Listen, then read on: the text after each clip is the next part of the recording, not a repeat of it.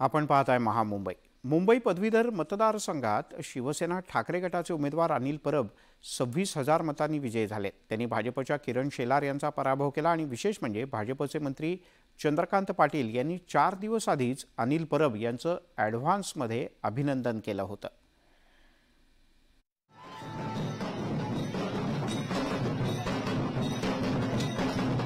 शिवसेना उद्धव बाळासाहेब ठाकरे पक्षाच्या शिवसैनिकांनी निकाल जाहीर होण्याच्या आधीच जल्लोषाला सुरुवात केली होती। अनिल परब यांनी सुरुवातीपासूनच आघाडी घेतली होती, त्यामुळे शिवसैनिक दुपारपासूनच जल्लोष करत होते। संध्याकाळी 6 वाजता अनिल परब विजयी झाल्याचं अधिकृतपणे घोषित करण्यात आलं।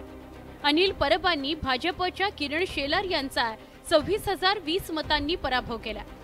त्यानंतर शिवसेना भवनासमोर शिवसैनिकांनी मोठा जल्लोष केला। बघा, आम्ही नेहमी घोषणा देतो की मुंबई आहे आमच्या साहेबांची, नाही कोणाच्या बापाची। ही घोषणा आम्ही नेहमी देतो आणि ही घोषणा आज आम्ही सत्य करून दाखवलेली आहे।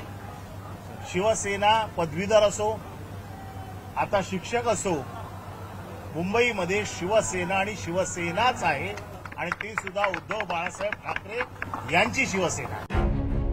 मुंबईत पदवीधर मतदारसंघासाठी 26 जूनला मतदान झालं, तर मतदानाच्या दुसऱ्याच दिवशी म्हणजे 27 जूनला चंद्रकांत पाटलांनी अनिल परबांना पेढा देत अभिनंदन केलं होतं। त्यावेळी उद्धव ठाकरेंनी असंच प्रेम असू द्या असं वक्तव्य केलं होतं।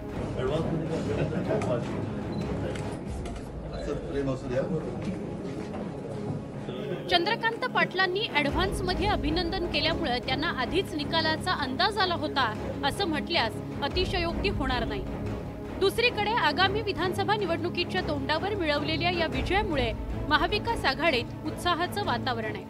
तुमचं पहिलं अभिनंदन, परब साहेबांना निवडून दिलेल्या पदवीधरांचं अभिनंदन। ही मुंबई बाळासाहेबांची आणि बाळासाहेबांची। लोकसभा निवडणुकीच्या निकालात महाविकास आघाडीला 30 मतदारसंघांमध्ये विजय मिळाला होता।